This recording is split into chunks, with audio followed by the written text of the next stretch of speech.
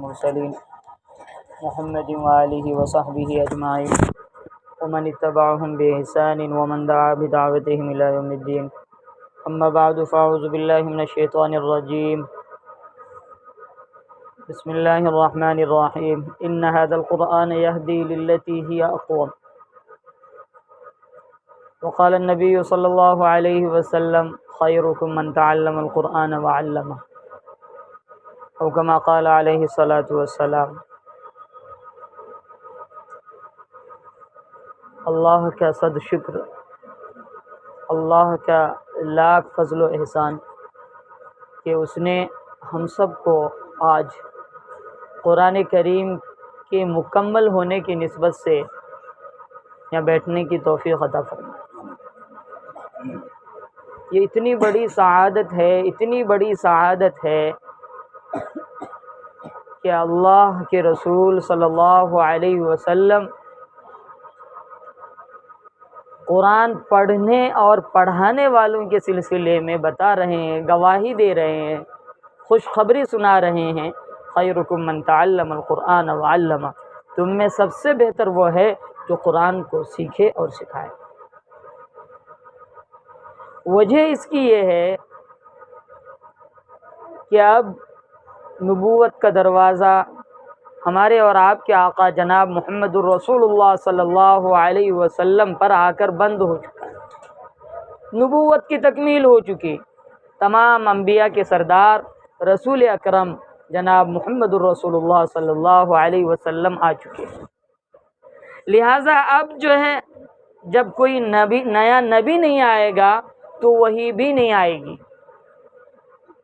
یعنی اللہ کا کلام، اللہ کا پیغام اب دنیا تک پہنچنے کا راستہ انبیاء کی تکمیل کے ذریعے ختم ہو چکا، بند ہو چکا، اور اللہ کو جو کچھ کہنا تھا وہ نبی صلی اللہ علیہ وسلم کے واسطے سے ہمیں اور آپ کو قرآن اور حدیث کی شکل میں دے گئے.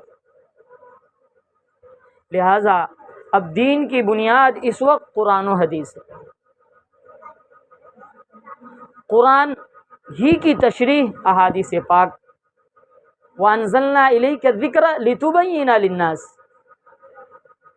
کہ ہم نے آپ کے اوپر قرآن کریم کو نازل کیا تاکہ آپ اس کو بیان کر دیں. احادیث اسی کا بیان ہے. خلاصہ ایک کلام یہ ہے کہ اب رب کی مرضی معلوم کرنے کے لیے ہمارے پاس قرآن اور حدیث کے علاوہ کوئی دوسرا سورس نہیں. لہٰذا جو اس پہ محنت کرے گا، جو اس کو سینے سے لگائے گا، جو اس کے الفاظ کو یاد کرے گا، اس کے معانی اور مطالب کو سمجھے گا، وہ اتنا اونچا کام ہے کہ نبی علیہ الصلاۃ والسلام اپنی زبانی فرما رہے ہیں خیرکم من تعلم القرآن وعلمہ، کہ تم میں سب سے بہتر وہ ہے جو قرآن کو سیکھے اور سکھائے. اور ہونا ہی ہے. ایک دوسری حدیث میں رسول اللہ صلی اللہ علیہ وسلم ارشاد فرماتے ہیں من شغلہ القرآن عن ذکری و مسئلتی اعطیتہ افضل ما اعطی السائل. یہ حدیث قدسی ہے، بہت اہم حدیث ہے. اللہ کے رسول صلی اللہ علیہ وسلم فرماتے ہیں کہ ایک آدمی قرآن کو پڑھنے میں مصروف ہے، اس کے معانی اور مطالب کو سمجھنے میں مشغول ہے، بچوں کو پڑھانے میں، تجوید کی رعایت کرتے ہوئے الفاظ کو یاد کرانے میں وہ مصروف ہے اور مشغول ہے. اس کو دعا مانگنے کی بھی فرصت نہیں مل رہی ہے. اللہ کے رسول صلی اللہ علیہ وسلم حدیث قدسی میں رب کا ارشاد نقل کرتے ہیں، اللہ فرماتا ہے آتیتہ افضل ما اوتی السائلین، کہ میں اس کو جو ہے مانگنے والے سے زیادہ عطا کروں گا. کیوں؟ حضرت مولانا زکریہ علیہ الرحمہ، حضرت شیخ زکریہ رحمۃ اللہ علیہ، جن کی کتاب فضائل اعمال ہے، وہ اس حدیث کی تشریح کے ذیل میں لکھتے ہیں دراصل یہ رب کے کام میں مشغول ہے.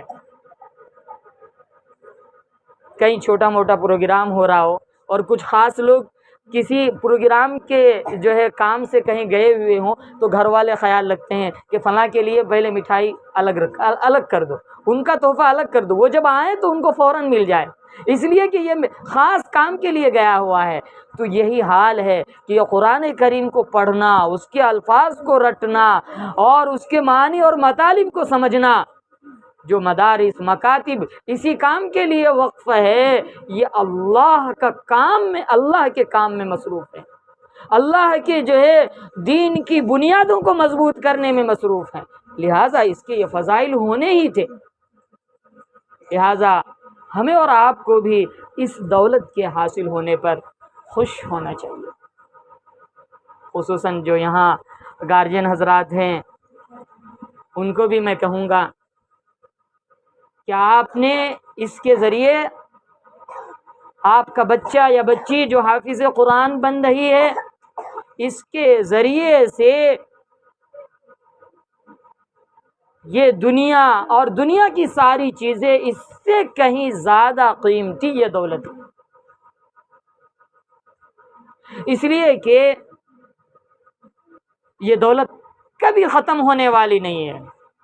دنیا ما عندکم ینفد وما عند اللہ باق، تمہارے پاس جو کچھ ہے وہ سب کے سب ایک دن نہ ایک دن ختم ہونے والی ہے۔ ہمارے آبا و اجداد تھے، ہمارے دادا پردادا تھے، وہ تھے، اب نہیں ہے، ایک وقت آئے گا ہم بھی نہیں ہوں گے، یہ جو ہمارا گھر ہے، مکان ہے، زمین جائیداد ہے، اس کے مورث اور اس کے وارث ہماری آنے والی نسلیں بنیں گی، پھر آنے والی نسلوں کے وارث پھر آنے والی نسلیں بنیں گی، اس طرح رفتہ رفتہ ہر ایک کو دنیا چھوڑنا ہے۔ لیکن یہ دولت جو آج اس بچی کو نصیب ہوئی، یہ دولت کبھی ختم ہونے والی نہیں ہے، بلکہ ہمیشہ ہمیشہ باقی رہنے والی ہے، اور یہ انعام بھی ایسا انعام ہے کہ کبھی ختم ہونے والی نہیں ہے۔ دو حدیثیں مزید سناتا ہوں۔ خود جو ہے اللہ کے رسول فرماتے ہیں کہ حافظ قرآن سے کل میدان محشر میں جنت سجی ہوگی، تمام حسن اور رعنائیوں کے ساتھ جو ہے مومنین کا دل لبھانے کے لیے جو ہے جنت اپنی شان و شوکت کے ساتھ اس کا منظر سامنے ہوگا۔ حافظ قرآن سے کہا جائے گا اقرأ وارتق ورتل کما كنت ترتل فی الدنیا فإن منزلک عند آخر آیۃ تقرأها، کہ پڑھتا جا اور جنت کے درجوں پر چڑھتا جا، تمہارا مرتبہ وہی ہے جہاں قرآن کی آخری آیت، گویا کہ 6666 آیتیں ہیں، تو اس کی گویا کہ اس کے محل کی گویا کہ اتنے درجے ہوں گے، اللہ، اور جنت کی کوئی ادنا نعمت کا یہاں دنیا میں تصور نہیں کیا جا سکتا۔ اللہ ہم سب کو نصیب فرمائے۔ اور والدین کو خود کیا نصیب ہوگا؟ والدین کے بارے میں آیا ہے کہ اس کو من قرأ القرآن وعمل بما فيه البس والداه تاجا یوم القیامت ضوءه احسن من ضوء الشمس، کہ جس نے قرآن کریم کو پڑھا اور اس پر عمل کیا، یعنی اس کے تقاضے کو پورا کیا، ان کے والدین کو کل میدان محشر میں ایسا تاج پہنایا جائے گا جس کی چمک، جس کی روشنی کے سامنے سورج کی روشنی بھی ماند پڑ جائے گی۔ اسی حدیث پاک میں آتا ہے آج سورج اتنی دوری پہ ہے، اگر یہ کسی کے گھر پہ اتر آئے تو جگمگاہٹ اور روشنی کا کوئی اندازہ ہو سکتا ہے؟ تو بتائیے جس کو یہ اتنا بڑا انعام ملے گا وہ کتنی دنیا والوں کے لیے قابل رشک ہوں گے۔ اس دن بہت سے لوگ تمنا کریں گے کاش میں بھی یہ دولت جو ہے اپنے لیے جمع کرتا، لیکن وہاں صرف تمنا رہ جائے گی۔ آپ لوگ مبارکبادی کے مستحق ہیں کہ آپ نے جو ہے ان کی عمر کو غنیمت جانا، آپ نے اس کام کے لیے ان کو فارغ کیا۔ یقیناً اس کا جو ہے یہ جو نعمت ملی ہے، اس کا تصور، اس کی دولت کی حقیقت اسی وقت کھلے گی میدان محشر میں، جب پوری دنیا کے لوگ سامنے ہوں گے اور سب کے سامنے یہ انعامات ہمیں اور آپ کو ملیں گے۔ اللہ ہم سب کو نصیب فرمائے۔ اور یہ دولت جو ملی ہے، خصوصاً جو ہے اس بچی کو میں مبارکبادی پیش کرتا ہوں اور دعا کرتا ہوں کہ اللہ استقامت نصیب فرمائے۔ اور یاد رکھیں، مرد پڑھا فرد پڑھا، عورت پڑھی خاندان پڑھا۔